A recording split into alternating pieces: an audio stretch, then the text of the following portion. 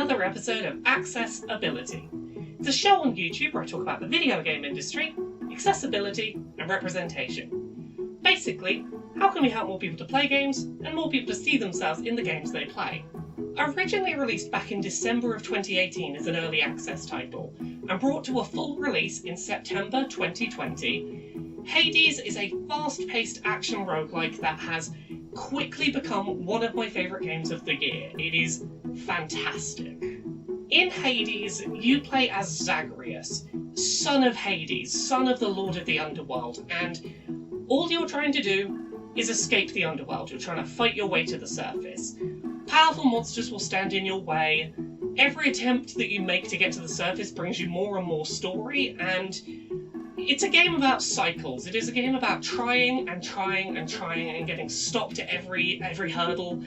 It's a game about failure. It is a game about trying again when you've been defeated and going, this time's going to be different. It's a game about not letting failure stop you, and even if you win, you're going to go back to where you started and have to do it again, so just keep trying at it. And I think that's a really interesting concept narratively for a roguelike. Hades is as much a game about its plot as it is about its roguelike gameplay mechanics, and it's a game that wants you to see its ending, which, you know, it's a difficult game to start with, and it gets more difficult as you play, which is going to be a barrier for some people persevering enough to see those endings. And considering how much of this game is about its plot, I'm really thankful that the game's developers put in a way to make sure that as many people as possible can actually see how Hades finishes. With that in mind, I was incredibly excited to see the game's developer, Supergiant Games,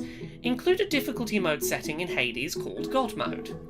It is an incredibly well thought out accessibility setting that will ensure Hades is completable for most players without reducing the difficulty of the actual challenges you're facing. God Mode is an example of video game difficulty done right, that rewards players for their perseverance, translating their hard work into their ability to progress. So, what actually is God Mode? Well, put simply, it's a sort of optional levelling system which can be switched on and off as you play without penalty. With God Mode switched on, anytime the player dies, they will gain a 2% buff to their defense. Nothing else about the game changes. You just take slightly less damage from enemies now. What I really like about God Mode in Hades is that it doesn't impact the rest of the way the game's progression is balanced. A lot of easy modes in games will cause enemies to not use some of their more powerful attacks, or make you so strong that enemies now fall in a couple of basic attacks. They fundamentally change the experience of the game you're having as a player, and while sometimes that's desirable, it's often not needed. By keeping all of the enemy attacks present, and keeping your damage output, you're still being presented with the standard difficulty version of the game. You're going to get better at dodging, you're going to get more practice at timing when it's safe to attack a certain boss. You're still facing the base game's challenges. You just have a better chance of coming out the other side intact. So, let's talk a little more about the specifics of how God Mode in Hades works. As stated before, God Mode in Hades gives you a 2% defense buff for each death while it's active, to an upper limit where you take 80% less damage from attacks. God Mode doesn't take into account deaths that happened before you activated God Mode, and it remembers your defense buff percentage if you switch the mode off, then back on again later. You can also switch it on and off mid-run, if there's one boss fight that you find yourself getting particularly stuck on. Let's say you can generally complete a run in Hades at its base difficulty, but the Bone Hydra boss fight kicks your ass every time. You could switch on God Mode at the start of the boss fight. If it kills you, you've gained a 2% defense boost to help you next time. If you succeed and you manage to defeat the boss, you can turn it back off again for the rest of the run. It's there to be used when you need it, and can be switched off again afterwards if you want. As you progress through Hades, the game encourages players to increase the difficulty of certain parts of the experience as they keep progressing, such as giving individual boss fights additional attacks or more harsh terrain to fight on. The way God Mode balances out with this is really interesting to see. Players with God Mode on die over and over, making it a little further each time, until the defense boost they are receiving is high enough for them to complete the run. Then, the game asks them to make things a little harder. The player goes back to dying along their journey, but once again progressing forward a little bit more with each death. God Mode never makes it so that the game has forever lost its challenge, because as soon as it has helped you complete a run, it knocks the challenge up a little higher to compensate. That's really interesting game design, as it ensures players can progress, but makes them continually try again and again to earn it. So, it should be pretty clear why I think so highly of Hades God Mode. It is a way to make sure that as many players as possible can see the end of the game, without just getting rid of what the game is about, this idea of perseverance, sticking with it and fighting through. Those are really important narrative themes, and I'm glad that this approach to difficulty keeps those intact while making the game completable. But I think to really understand why I think this is such a good difficulty mode in terms of accessibility, we need to contrast it with another very difficult game that technically you could, progression your way through if you persevered, but that is not nearly as accessible. Let's compare Hades God Mode to leveling in Dark Souls. On paper, Dark Souls is also a game where, theoretically, you can eventually get through a series of very difficult challenges by sheer perseverance. When you defeat enemies, you get souls. You can spend those souls on levelling up attributes of your character, and you could, in theory, simply fight manageable monsters eternally to level up your defensive stats until you were strong enough to progress. However, there's a few key differences between Dark Souls and Hades that make the latter much more viable to complete this way. In Hades, God Mode allows players to gain a set boost to their defense every single time they die.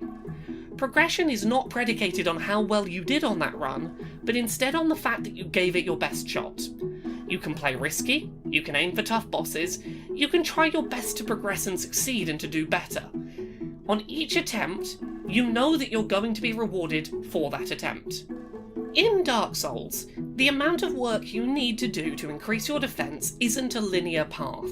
Early on in the game, the number of souls needed to level up a stat is pretty small, but the amount needed increases the more times you level up.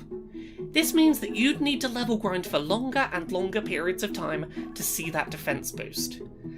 Additionally, because you need to actually defeat enemies to gain experience, you're incentivized to fight enemies you know you can defeat repeatedly, rather than risk time on fights that may not pan out for you. Fighting the same fights over and over isn't fun, and it's certainly not equivalent to a straight defense increase upon every death. Hades' approach to difficulty rewards perseverance, and steadily helps players progress towards victory over time.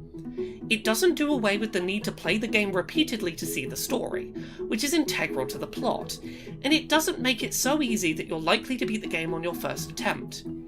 Hades is a game designed to be played tens of times in a row. You'll miss huge amounts of the game's plot if you complete it too quickly. God Mode maintains this structure. It maintains the fighting past adversity through repeated failure that is a plot motif and a mechanical motif, and it keeps that intact.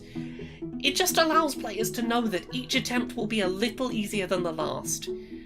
Zagreus, the main character, is getting stronger the more times he attempts to escape the underworld, and so are you, the player. It's an incredibly smart implementation of difficulty. Roguelikes as a genre are typically built so that most of your runs are going to be failures. You are going to get knocked back time and time again, and usually they don't offer a lot that will help you eventually work towards success other than get good. Considering Hades is so much about its plot, and so much of its plot is about getting better, getting further, doing better every time, I think that God Mode is a wonderful way to keep the game's themes intact mechanically, while letting people progress. I wish more games were thoughtful like this about difficulty. It isn't just a simple easy mode. This isn't just knocking the difficulty down a bunch all at once and you have a fundamentally different experience. This is, every time you die, okay, you died. We'll just make it a little bit easier next time, a little bit easier. Oh, you succeeded? We got the difficulty right. That's cool. Let's make it more difficult for you so that we can keep that balance going. Once again, you're going to be slightly overpowered. You're going to build your way up to this next challenge. And I think that is so That is so interesting. It is such a cool way to do difficulty. For all of the talk I have seen over the years about the idea of a potential Dark Souls easy mode, I think God mode in Hades is a really good blueprint of how you could do something like this. Every time that you make an attempt, whether it's successful or not, things are going to get a little bit easier.